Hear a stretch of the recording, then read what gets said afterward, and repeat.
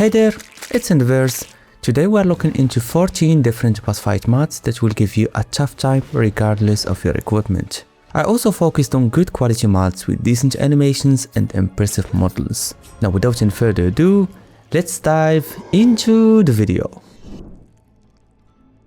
EEEAB's mobs is the first on the list, and it adds 3 new bosses that gradually increase in strength. From a nether necromancer raining laser beams at you and bombarding you at every chance he gets, to a sleeping knight that is the embodiment of a gorilla, using brute force to dominate you, stunning you very frequently and even incinerating you with light beams once in a while. And finally, the Immortal.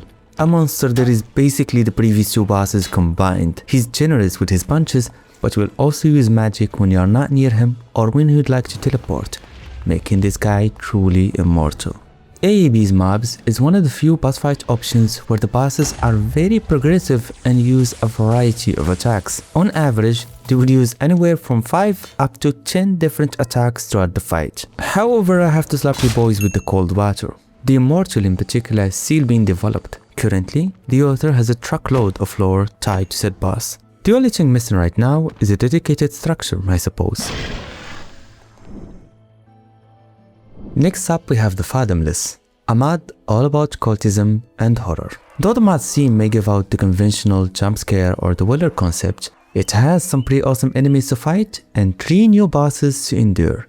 The animations here were top notch, and the fights felt exciting and didn't dry out the first minute. The most interesting boss of all is the Devoted, but the Undoubted and the Scarlet Golem also offer exceptional battles that you would not want to miss out on. Defeating the monsters and the bosses here can grant new materials, amongst other things that will help you craft new armors and weapons that look breathtaking. Craft of the Wild, as the name implies, recreates Zelda Breath of the Wild on Minecraft. The mod added a handful of characters, items and iconic structures to the game. But the reason I added it to this list is due to this big boss called the Stone Toulouse. Given the fact that this guy's head is made out of rocks, he only slams the ground, knocking you back, and throws his stone arms at you when you are far away. But what he lacks in intelligence he makes up for in battle, as he can deal tremendous damage. To defeat the Toulouse, you need to hit him on his weak spot, that being this black stone on his head. So bows will be the most effective weapon against him. The boss fight here is elaborate and unique. The boss himself has also been designed and animated with care. The mod hasn't been updated in a very long time. I went into the author's Discord and realized that they were making some progress nonetheless, so we may see a release pretty soon.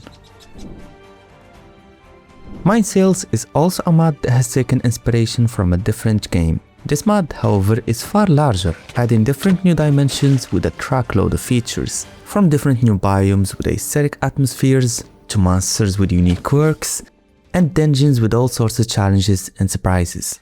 There are 2 bosses within this mod. The first is Conjunctivius, an entity that uses its tentacles to attack. Although he is chained to the walls, this boss can still dash forward and hit you. He may also shoot laser beams at you towards the end of his life. That should be when all of his chains has been torn. The other boss is Concierge. This time the fight takes place on a castle and the boss himself is not chained. Concierge uses fire attacks mainly, but he can also jump at you and knock you back to the void. The lead up to either bosses is quite entertaining, so you don't have to worry about the gameplay going dry after said bosses have been defeated. Dungeons and Combat is a very detailed and advanced RPG mod. It added different classes to choose from and a number of ruling factions, each featuring their own strength hierarchy. Right now there are 3 bosses, the first of which is Sanilia.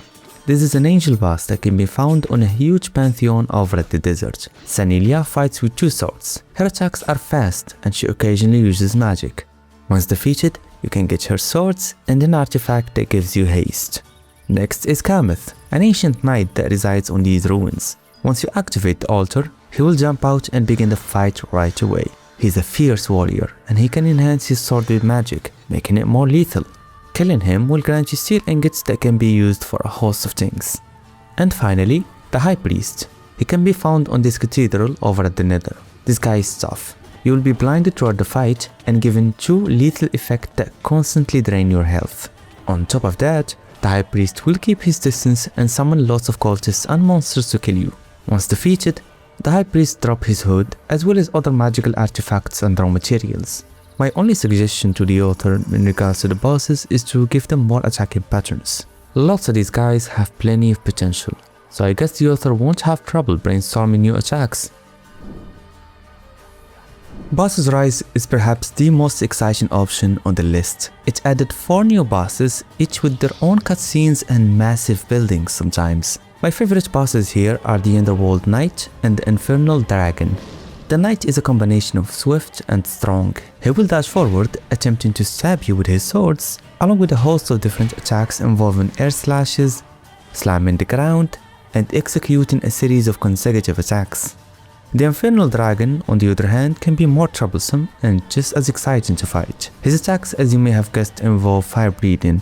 However, it uses a variety of melee attacks, such as slapping you with its tail, biting you, and slamming the ground to knock you back. The special feature about the Infernal Dragon is that it goes through a second phase, losing its flesh and becoming more ferocious. Defeating both bosses provide lots of amazing new tools, weapons, and armors to use. And the other 2 I didn't talk about are just as challenging to tackle, so you wouldn't want to miss out on this mod. Brainium is unique, not just because of the boss it features, but largely due to the build-up to said boss. The mod surrounds an apocalyptic event where a node species, in the shape of flying brains, will infect your world, feeding off entities before their host is large and strong enough that it becomes the Brain Master. The Brain Master uses a variety of attacks, featuring laser attacks, gravity manipulation, and even a very dangerous charge attack where it demolishes anything on its way. The Brain Master isn't the final boss. Once it has collected enough iron and kills, the Brain Master mutates into its final form, the Mechanical Brain. As you may have guessed, the attacks here are mostly electrical. The loot here is quite enjoyable to try, from unique armor sets to gravity guns. You will surely want to savor and use them on the long term. Celestisynth is a mod where you can be just as vicious, if not more vicious, than the bosses themselves. The project's main purpose is to provide you with lots of new weapons to use.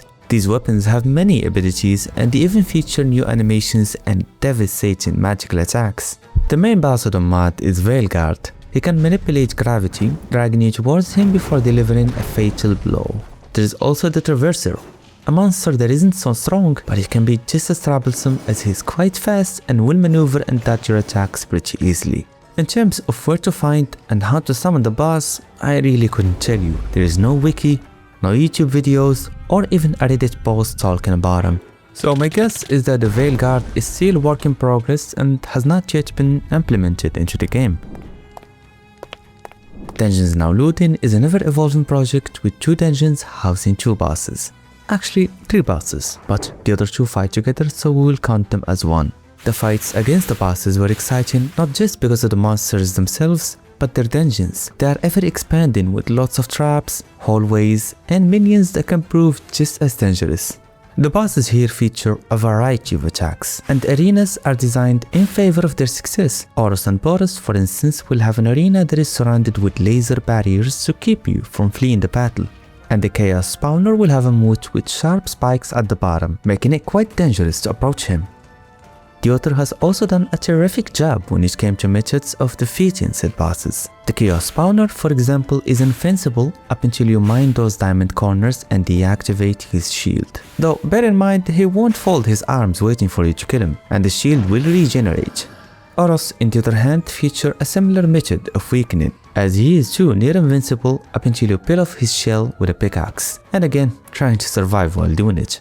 The mod is currently 2% finished, and as you can tell, each 1% represents a whole new dungeon and a full-blown boss, so it is safe to assume that the mod will end up with 100 or so bosses when it reaches 100%. Such an ambitious project, so I recommend following the author on Monarch or CurseForge. Call of Yucatán surrounds the Mayan methodology. The mod offers 2 bosses.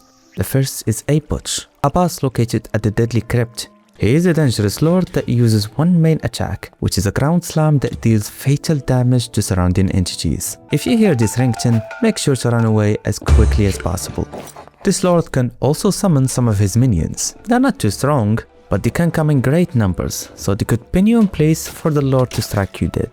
Epoch drops some items that can craft a literal totem of undying, but more importantly, you can use the item he drops to craft an Epoch idol, which will help us create a shield that will come in handy during the next fight. Next up is the fight against the god of Genesis. This boss also uses one attack, that being a ground slam that sends you flying and deals tremendous damage. The dangerous bit of the battle is finding yourself cooked alive by those laser beams, and here where the shield we crafted earlier comes in handy, as it can block said beams and keep you from burning. The mod goes on to include a truckload of stuff to craft, artifacts to play with, and mounts and guardians to build. I'd only recommend for the authors to add more attacks. One attack can be underwhelming.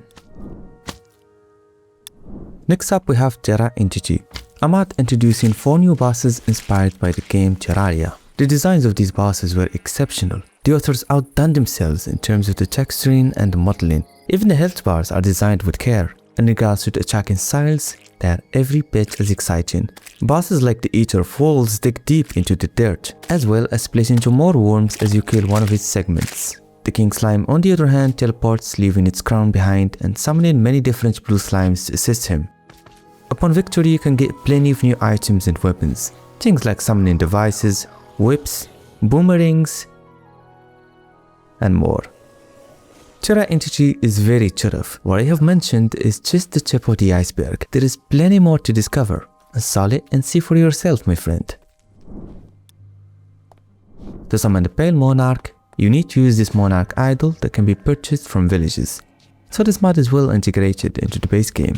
The knight fights with a huge axe. His attacks feature punches and axe swings. He may also summon his shadow soldiers to attack you. During the fight you would get stunned very often, and the Pale Monarch can regenerate his health very quickly if you leave him for even 5 seconds. He also undergoes a second phase, becoming faster and stronger. Upon defeating the Pale Monarch, you get his axe, which can be used to receive a quick burst of speed along with summoning a temporary shadow soldier, effectively making you into a Pale Monarch yourself. Nearing the end, we have Rediscovered. This is a huge mod that adds a new dimension filled with pink floating islands and structures too. The main boss of the mod is located over at this brick pyramid, quite similar but entirely different from the Ender Dragon we know. Before you jump right to the fight, you will need to undo her invincibility. Simply go inside the pyramid and destroy all of these pylons. Eventually you'll have to destroy the last pylon located atop the pyramid. After that, the Red Dragon will make her first move. This is a fierce dragon that controls lightning. Amongst a few more attacks, the Red Dragon will summon a line of lightning bolts in your direction. She may also use her lightning breath to deliver a more accurate and fatal attack. Occasionally, she may flap her wings, creating a hurricane that pushes you back aggressively, often causing you lethal fall damage. Once defeated, the Red Dragon leaves behind her egg, her reason for battling you. Once this egg hatches, you get yourself a baby Red Dragon that is soon to become an adult dragon that you can fly and armor up. The boss fight here wasn't the most vicious, but the rewards and the build-up are certainly worth the install. Not to mention the fight itself was brief but enjoyable, so this mod definitely hit the sweet spot.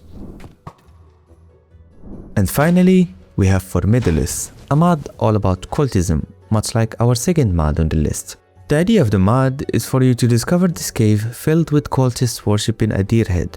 As you approach, a cutscene will begin, and a deer lord will form. Formidulus only uses magic and his lantern, slamming you with it and using magic to incinerate you. He may also disappear for a while, leaving you to the cultists who can deal serious damage. Once you've killed Formidulus, you'll be surprised to know that the previous fight was just a warm-up. Formidulus is now much stronger and uses a combination of his lantern in addition to his blood claws.